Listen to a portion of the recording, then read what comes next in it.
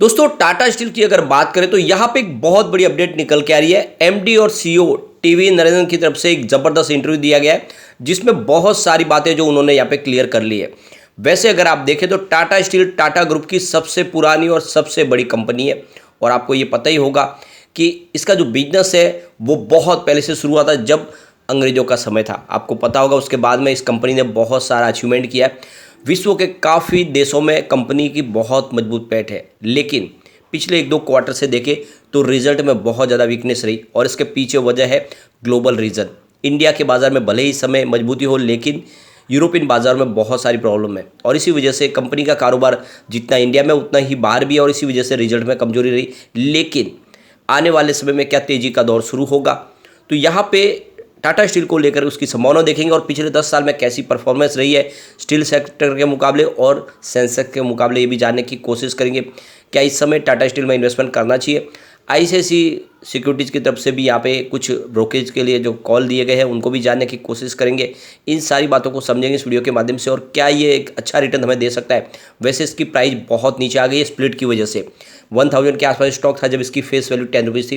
Company ने इसको 1 rupees की फेस वैल्यू में बदला, तब से इसकी प्राइस 100 के आसपास थी, तब से वॉल्यूम में वृद्धि हुई है। तो क्या आने वाले समय में फिर से एक पॉजिटिव माहौल बनेगा और स्टॉक क्या 1000 तक जा सकता है? इन सारी बातों को समझेंगे इस वीडियो के माध्यम से।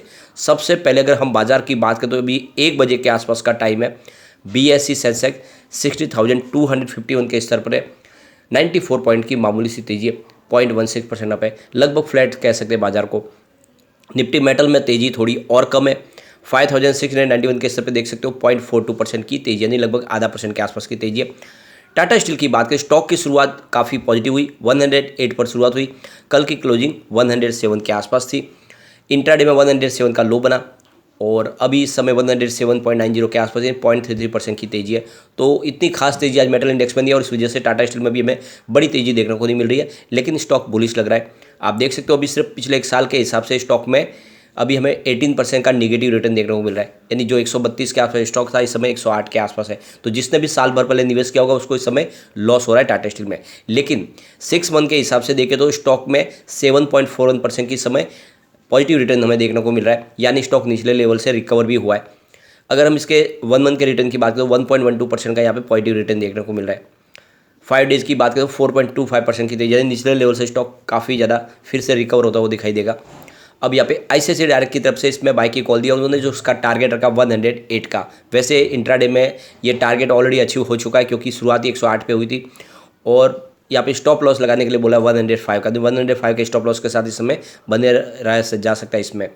अब यहाँ पे टाटा स्टील के एमडी और सीईओ की तरफ से एक ज़बरदस्त इंटरव्यू दिया गया है।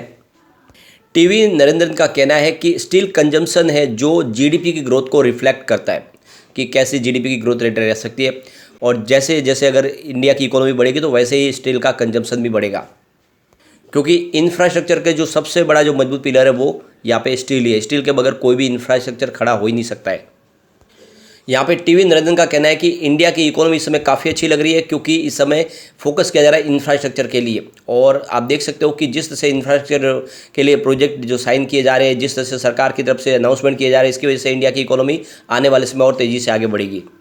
ग्लोबली देखें तो इस समय काफ़ी ज़्यादा प्रॉब्लम चल रही है। इंडिया की इकोनॉमी पूरे विश्व के मुकाबले काफ़ी अच्छी कर रही है इस समय और इसके पीछे वजह है कि सरकार का फोकस इस समय इंफ्रास्ट्रक्चर के ऊपर है। उनका कहना है कि जीडीपी और स्टील सेक्टर का एक तरह से चोली दामन का रिश्ता है। अगर आप देखें कि हमारे इंडिया की जीडीपी 6.5 या फिर 7% के आसपास रहती है तो स्टील का जो ग्रोथ रेट भी उसी हिसाब से रह सकती है, यानी जिस तरह से जीडीपी बढ़ेगी उसी हिसाब से स्टील सेक्टर को भी उसका फ़ायदा मिलेगा। उनका कहना है कि टाटा स्टील भी अपनी कैपेसिटी को और बढ़ाने जा रहे हैं और उनको इस साल आने वाले जो 5 मिलियन टन्स को पार कर इस फाइनेंशियल ईयर में अपनी कैपेसिटी को पार कर जाएंगे। फिलहाल हम 5 मिलियन टन के प्रोडक्शन के मिडिल में है और जल्द ही ये जो कैपेसिटी हम अचीव कर लेंगे और नेक्स्ट फाइनेंशियल ईयर में इसका बेनिफिट हमें देखने को मिलेगा। इस समय हमारे लिए प्रॉब्लम है सबसे बड़ी यूरोपियन मार्केट, इस समय काफ़ी ज़्यादा चैलेंजेस है और जब से जियोपॉलिटिकल टेंशन शुरू हुई है इस वजह से हमारा रिजल्ट भी काफ़ी वहाँ पे थोड़ा सा कमज़ोर पड़ता हुआ दिखाई दे रहा है। लेकिन जो सेकंड हाफ है हमारा वो काफ़ी बेटर रह सकता है। आने वाले समय इसमें पॉजिटिव इफेक्ट हमें देखने को मिल सकता है। उनका कहना है कि यूरोप बाजार में भी देखें तो कुछ पॉजिटिव संभावना बन रही है, क्योंकि जो प्राइस है वहाँ पे इंप्रूव दिखाई दे रही है। गैस स्टील का जो हमारा जो रॉ कॉस्ट घटने की वजह से और मैन्युफैक्चरिंग कॉस्ट घटने की वजह से एक तरह से उसका बेनिफिट देखने को मिल सकता है। यानी आने वाले समय में कुछ हमारा जो नीदरलैंड प्लांट है वहाँ से भी हमें रिजल्ट बेहतर होने की उम्मीद है। साल की शुरुआत में देखें तो आप देख सकते हो कि जो टाटा स्टील ने जो अपना क्रूड स्टील का जो प्रोडक्शन है वो फाइनेंशियल 2023 में एक हाईएस्ट रिकॉर्ड लेवल पे पहुंचा है। लेकिन फिलहाल अगर देखें तो यूरोप मार्केट में अभी भी जो इनका प्रोडक्शन है वो काफ़ी कम है और इसी वजह से देखें तो उसका इफेक्ट यहाँ पे देखने को मिल रहा है। लेकिन जो सबसे बड़ी बात है कि आने वाले समय बेहतर नतीजे देखने को मिल सकते हैं। कंपनी का कारोबार काफ़ी मजबूत है। अगर आप इसके रिवेन्यू को देखोगे तो पिछले एक साल में कम हुआ है बिल्कुल, और इसके पीछे वजह यूरोप का बाजार है। दिसंबर 2021 में इनका 60,783 रुपीज़ के आसपास जो रेवेन्यू था, दिसंबर 2022 में घट के 57,084 रुपीज़ के आसपास आया। अगर हम प्रॉफिट लॉस की बात करें, दिसंबर 2021 में 9,573 रुपीज़ का भारी प्रॉफिट होता कंपनी को, लेकिन दिसंबर 2022 में 2,224 रुपीज़ का लॉस हो गया। तो कंपनी लॉस में आ गई है प्रॉफिट से। और पिछले 4-5 साल की इसकी ट्रैक रिकॉर्ड देखोगे तो 2022 सबसे शानदार था कंपनी का। आप देख सकते हो 2019 में 1.59 लाख करोड़ रुपीज़ का टोटल इनका रेवेन्यू था और कंपनी को 0.10 लाख रुपीज़ का प्रॉफिट हुआ था, जो लगातार बढ़ते हुए 2022 में 2.46 लाख रुपये तक पहुंच गया रेवेन्यू, और प्रॉफिट बढ़ के 0.40 लाख रुपये तक पहुंच गया। यानी पिछले 3-4 साल में प्रॉफिट 4 गुना बढ़ा। लेकिन अब आप देखें तो 2 क्वार्टर से थोड़ा सा रिजल्ट में कमी देखने को मिले, लेकिन जल्दी यहाँ पे सुधार होगा। यहाँ पे भले ही इस समय प्राइस इसके नीचे हो, लेकिन यहाँ पे जो सबसे बड़ा शानदार आंकड़ा है वो है इसकी FIDA और म्यूचुअल फंड की होल्डिंग, जो सब जम के खरीदारी कर रहे हैं। आप ये देख सकते हो प्रमोटर की होल्डिंग यहाँ पे 33.90% के आसपास है। 1.55% के शेयर गिरवी रखे, जो बहुत ही छोटी अमाउंट है। FI की बात करें तो सितंबर में उनकी 21.52% की होल्डिंग थी, जो इस समय दिसंबर में 21.87% हो गई है। यानी क्वार्टर 4 के दौरान भी देखें तो यहाँ पे आपको होल्डिंग बढ़ती हुई दिखाई देगी। यानी जो होल्डिंग सितंबर क्वार्टर में थी 21.52%, वो 21.87%, यानी FI ने अपनी होल्डिंग को बढ़ाया। बात DI की करें तो 18.08% के आसपास थी सितंबर क्वार्टर में, जो दिसंबर क्वार्टर में बढ़ के 19.55% हुई। तो DI ने भी अपनी होल्डिंग जम के बढ़ाई है यहाँ पे। म्यूचुअल फंड की बात करें तो सितंबर क्वार्टर में 7.31% के आसपास थी, जो दिसंबर में बढ़ के 8.18% के आसपास हुई। तो FI, DI और म्यूचुअल फंड सब यहाँ पे जम के खरीदारी करें। एक आंकड़ा है जो यहाँ पर आपको कम होता हुआ दिखा रहा है, और वो है जनरल पब्लिक की होल्डिंग। सितंबर में 26.48% के शेयर थे उनके पास, जो दिसंबर में घट के 24.68% के आसपास आ गए। तो यही आपको समझना चाहिए कि जनरल पब्लिक के शेयर जो है वो सारे FI, DI और म्यूचुअल फंड के पास जा रहे हैं, और इसीलिए ये स्टॉक कमाल कर सकता है। अगर आप इसके पिछले 10 साल की परफॉर्मेंस देखेंगे तो आपको समझ में आएगा कि काफ़ी शानदार प्रदर्शन किया इसने। टाटा स्टील की बात करें तो 10 ईयर के हिसाब से इसका 14% पॉजिटिव रिटर्न था।